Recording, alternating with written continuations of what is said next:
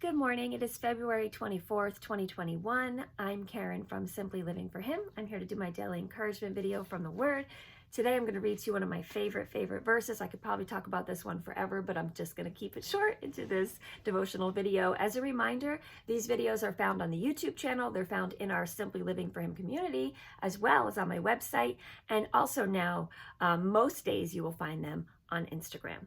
So I wanted to talk to you today about something that universally, I think, affects all of us. It definitely has affected me in the past, and it's probably the number one issue that I hear from all the people that I interact with through our Simply Living for Him community, through my homeschool consulting program, and just in daily life. And like I said, it's something I've dealt with, and that is worrying, right? And we all get into seasons of our life where maybe we worry more than other times. And for me, in my past, worry was a huge part of my daily life, and it stole so much from me. So I have an entire Bible study on this as well in our Simply Living for Him community. Like I said, I could talk about this forever. So if you're interested in that, I can set you up. Just let me know, message me. But I wanted to read to you a little bit from Matthew 6. But before I say that, I wanted to just remind you that there's a difference between worry and care and concern. Because worry consumes us, and worry actually fills our mind with lies. And you would say, well, why do you say it's lies? Because if you're filling your mind with truth, you're not going to worry. Because when you are filling your mind with truth, then you trust God and you trust His will, and you know that no matter what the outcome of a circumstance or a situation, that God is in control, and you trust that, and you want to be in His will no matter what. But worry, actually, it really does come from pride, because it focuses on us and what we want. And if, what we want doesn't happen, then I don't know what I'm going to do. And, worry is really saying that what you want is more important than God's will. Because ultimately, God's will for us may include suffering, it may include tragedy, and it may include hardship. In fact, it's promised to at some point. Those things will happen. So, when you worry, you're just trying to avoid, pain generally. You're worried about finances, you're worried about health, you're worried about family. And, those are things that you may have, like I said, care and concern over.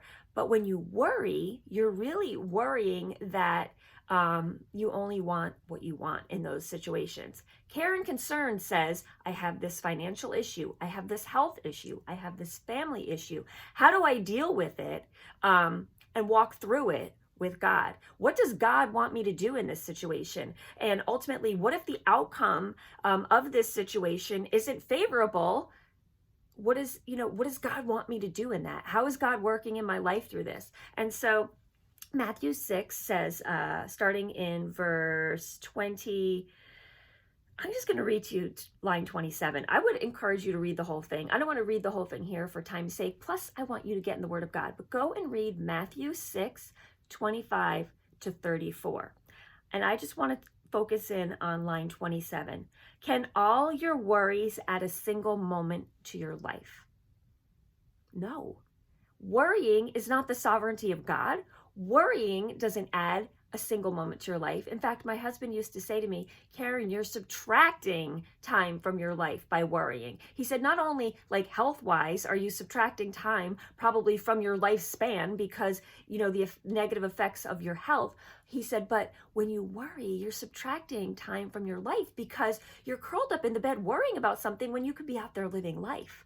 So all of your worrying doesn't add to your life. I would say, in fact, it subtracts from it. So you can have care and concern for an issue, or you can have worry. And like I said, worry consumes you. Care and concern spurs you into action. It says, okay, this is the issue we have at hand. What do we do with it? Worry paralyzes. Care and concern spurs you on to take action. If you think about the things of your life, things happen. Worrying did not stop it. Worrying is when you are completely inward focused. Care and concern takes action and may stop something from happening because you're actually doing something. But most importantly, what you should be doing in those situations is going to the Lord, talking to him, asking him, trusting him. And even, I have to say this, trusting him if the outcome isn't favorable or what you think is favorable. When you're walking with the Lord, you then know, and this is a hard one for many of us, that no matter what happens in life, it's all part of God's plan and purpose. There is no one that escapes hardship. There is no one that escapes suffering. There is no one that escapes tragedy. Jesus himself suffered the ultimate suffering there on the cross. No one escapes life without any of those things. So instead of worrying about them, we need to look at it and say, okay, I need the Lord. So when these things are upon me, when these tough circumstances happen, I am able to walk through it with the Lord. Worrying doesn't add a single second to your life. All of your days, your times are all set in stone already. Before you were born, God knew exactly how many hours you would live. Worrying about them doesn't change it. So instead of worrying about the future, what if this happens? What if? Focus today on what is. God is on the throne. Focus today on the truth. God is in control. God is going to walk through anything with you.